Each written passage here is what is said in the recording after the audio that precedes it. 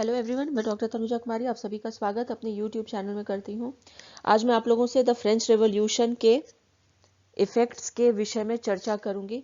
इसके पहले मैंने अपने यूट्यूब चैनल में फ्रेंच रेवोल्यूशन के क्या कारण रहे थे इससे संबंधित वीडियो अपने यूट्यूब चैनल में अपलोड किया है। फ्रेंच रेवोल्यूशन के इम्पैक्ट के विषय में यदि हम बात करें तो इसका जो प्रभाव है वह हमें राजनीतिक, सामाजिक, धार्मिक परिवेश में तो देखने को मिलता ही है। साथ ही साथ ऐसा नहीं था कि फ्रांसीसी क्रांति का जो प्रभाव है वह सिर्फ फ्रांस में देखने को मिलता है, बल्कि इसका प्रभाव यूरोप तथा विश्व के अन्य देशों पर भी पड़ा था। फ्रांसीसी क्रांति के पश्चात प्रशासनिक क्षेत्र में इसके परिणाम हमें देखने को मिलता है। जैसा कि हम जानते हैं कि फ्रांसीसी क्रांति के होने का कारण एक बहुत बड़ा रहा था कि फ्रांस में उस समय निरंकुश शासन रहा था तथा राजतंत्रात्मक प्रणाली रही थी। फ्रांसीसी क्रांति के पश्चात लोकतंत्र की स्थापना हुई थी और इसी के साथ प्रशासनिक सुधार के कार्य भी किए गए थे। जब हम प्रशासनिक सुधार के विषय में बात करते हैं तो इसमें कार्यपालिका, व्यवस्थापिका और न्यायपालिका आता है। और प्रशासनिक सुधार के साथ ही पृथकीकरण सिद्धांत के अनुसार सरकार का जो 3 महत्वपूर्ण अंग रहा था, कार्यपालिका, व्यवस्थापिका और न्यायपालिका, इन सभी को एक दूसरे से पृथक या अलग कर दिया गया था।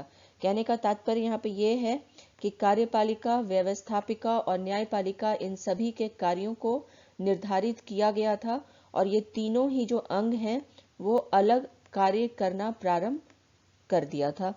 नेक्स्ट यहाँ पे जब हम बात करें प्रशासनिक परिणाम के विषय में तो हम देखते हैं कि राजा के जो स्वेच्छा से कार्य करने की जो शक्ति थी उसमें समाप्ति यहाँ पे हुई थी, क्योंकि राजतंत्रात्मक प्रणाली में राजा जो होता है वो सर्वोपरि होता है, परंतु राजतंत्रात्मक प्रणाली के अंत के साथ हम देखते हैं कि राजा स्वेच्छा के साथ अब कार्य नहीं कर सकता था।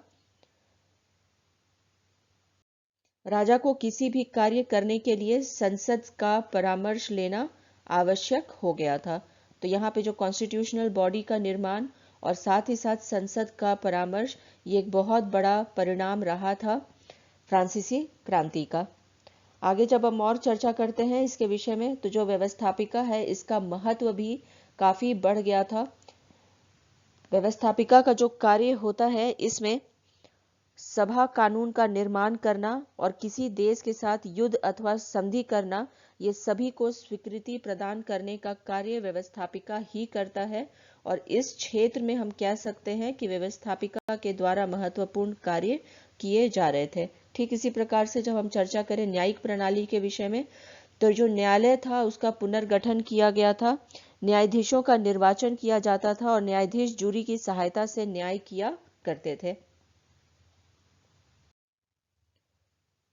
न्यायाधीशों के, जैसा कि मैंने अभी कहा कि न्यायाधीशों की जो नियुक्ति है वो निर्वाचन के द्वारा हो रही थी, तो यहाँ पे इससे ये समझा जा सकता है कि जब न्यायाधीशों की नियुक्ति निर्वाचन के द्वारा हो रहा था तो न्याय मिलना जो है किसी भी आम जनता के लिए वो अब संभव हो पाया था। प्रशासनिक इकाइयों में संपूर्ण देश को विभाजित करने का कार्य किया गया था। जब हम बात करते हैं प्रशासनिक तंत्र में सुधार का तो इसमें प्रशासनिक तंत्र को सुचारू रूप से चलाने के लिए संपूर्ण देश को प्रशासनिक इकाइयों में बांटने का कार्य किया गया था और इसी के साथ जो है प्रशासन को सुचारू रूप से चलाने के साथ ही प्रशासनिक तंत्र में प्रगति हुई थी और इसी के कारण हम कह सकते हैं कि अन्य क्षेत्रों में भी हमें इसके परिणाम देखने को मिलते हैं। फ्रांसीसी क्रांति के परिणाम न सिर्फ राजनीतिक क्षेत्र में बल्कि हमें सामाजिक क्षेत्र में भी इसके परिणाम देखने को मिलते हैं।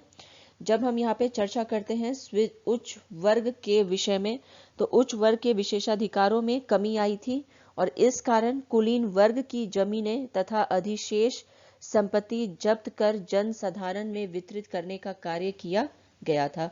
तो यहाँ पे जो उच्च वर्ग था समाज का, उसके विशेषाधिकारों में हमें कमी दिखाई देती है। ठीक इसी प्रकार से जो कृषक वर्ग है उनका जो स्थिति रहा था उसमें हमें उत्थान देखने को मिलता है। किसानों की स्थिति में सुधार आया था। खेतों के मालिक अब विद्यमान नहीं रहे थे तथा उन्हें खेतों से नहीं निकाला जा सकता था। करों में भी कमी की गई थी। जब हम उच्च वर्ग के विशेषाधिकारों में कमी की बात करते हैं तथा कृषक वर्ग के उत्थान के विषय में चर्चा करते हैं, तो इससे यहाँ पे ये क्लियर हो जाता है कि उस समय फ्रांस में समाजवादी सिद्धांत का जो है इसे प्रतिपादित करने का कार्य हुआ था। राजनीतिक तथा न्यायिक क्षेत्रों में भी समानता की भावना हमें दृष्टिगोचर होती है। तो फ्रांस की जो राज्य क्रांति है, इसके फलस्वरूप समाजवादी जो सिद्धांत है इसका बहुत अधिक प्रचार प्रसार फ्रांस में हुआ था और इसने लोगों के बीच में समानता की स्थिति या समानता का अधिकार प्रदान करने का कार्य किया था। सामाजिक परिणामों के विषय में जब हम और अधिक बात करते हैं तो इसमें सामाजिक विषमता में कमी भी एक बहुत महत्वपूर्ण परिणाम के तौर पे उभर करके सामने आता है। उस समय क्योंकि सामाजिक असमानता जो है वो समाज में विद्यमान रही थी।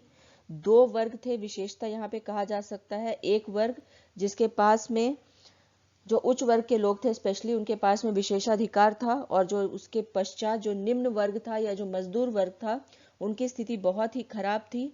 तो ये जो डिफरेंस रहा था उच्च वर्ग के बीच में और निम्न वर्ग के बीच में, फ्रांसीसी क्रांति के पश्चात इसमें हमें कमी दिखाई देती है।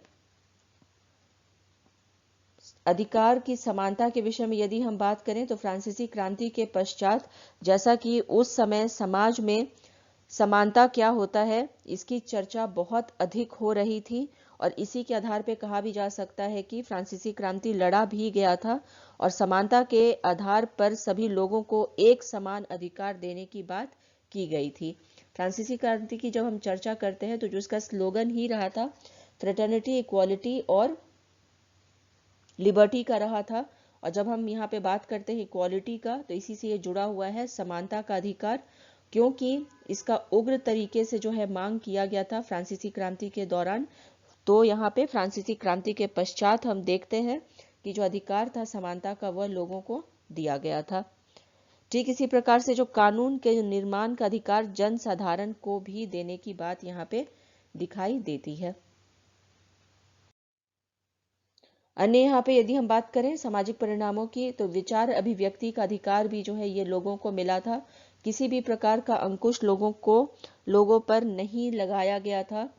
स्पेशली जैसे कि उस समय में भाषण लेखन या विचार अभिव्यक्ति, इस सभी का अधिकार जो है लोगों को जन या फिर हम कह सकते हैं यहाँ पे कि जो जन साधारण के लोग थे उन्हें प्रदान किया गया था। नेक्स्ट यहाँ पे सामाजिक परिणाम की और अधिक बात करें हम तो अपराध साबित होने पर ही बंदी लगाना, क्योंकि जब हम प्रशासनिक परिणामों के विषय में बात करते हैं तो उसमें न्यायिक जो प्रशासनिक प्रणाली थी उसमें भी परिवर्तन हुआ था, इसका पुनर्गठन हुआ था। और इसी के साथ हम देखते हैं कि उस समय जो न्याय प्रदान करने का कार्य समाज में हो रहा था और अपराधियों को अपराध साबित किए बिना बंदी नहीं बनाया जा सकता था। संपत्ति पर व्यक्तिगत अधिकार के विषय में यदि हम बात करें तो संपत्ति पर वास्तविक हक एक पवित्र और अनुल्लंघनीय अधिकार स्वीकार किया गया था।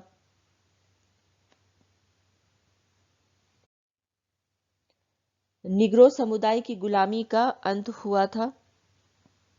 इसके साथ ही स्त्रियों को संपत्ति पर अधिकार दिया गया था और विरासत संबंधी कानून का निर्माण भी हुआ था, जिसके अनुसार अब पिता की संपत्ति सभी संतानों में समान रूप से बांटने की बात की गई थी। धार्मिक परिणामों के विषय में जब हम बात करते हैं तो उस समय फ्रांस में फ्रांसीसी क्रांति के पश्चात धार्मिक सहिष्णुता की स्थापना हुई थी। फ्रांसीसी क्रांति के कारण यूरोप में धार्मिक सहिष्णुता की भावना का प्रचार प्रसार हुआ था और धार्मिक स्वतंत्रता का अधिकार भी मिला था। चर्च के स्वरूप में भी हमें परिवर्तन देखने को मिलता है। नेपोलियन के शासनकाल में चर्च का पुनरुद्धार हुआ था, परंतु चर्च के जो स्वरूप थे उसमें भी बदलाव हमें देखने को मिलता है। नए चर्च की स्टैब्लिशमेंट भी हुई थी और इसके स्वरूप जो है इसे अलग रखने का प्रयास किया गया था। धर्म को राजनीति से अलग रखने का प्रयास भी हुआ था। धर्म और राजनीति के पृथक्करण का मुद्दा पहली बार इसी क्रांति के दौरान उठा था और राज्य एवं राजनीति को धर्म से अलग कर दिया गया था। धर्मनिरपेक्षता की यदि बात की जाए तो धार्मिक जितने भी परिवर्तन हुए थे उस समय फ्रांस में, इन बदलावों के कारण विश्व में धर्मनिरपेक्षता की भावना का भी प्रचार प्रसार हुआ था। यहाँ पे यदि पुजारी वर्ग के विषय में या जो पादरी वर्ग था उसके विषय में यदि बात की जाए तो इनका जो चयन है अब निर्वाचन के आधार पे होना लगा था। जैसे कि हम जानते हैं कि फ्रांसीसी क्रांति का एक बहुत बड़ा कारण रहा था कि जो चर्च था या जो पादरी वर्ग था इनके द्वारा शोषण किया जाना निम्न वर्ग के लोगों का, साथ ही साथ जो भूमि थी फ्रांस की अधिकांशतः वो पादरी वर्ग के अधीन ही चला गया था। और इसी कारण जो है फ्रांसीसी क्रांति के पश्चात जो है इसमें भी परिवर्तन हुआ था और अब पादरियों का निर्वाचन होने लगा था।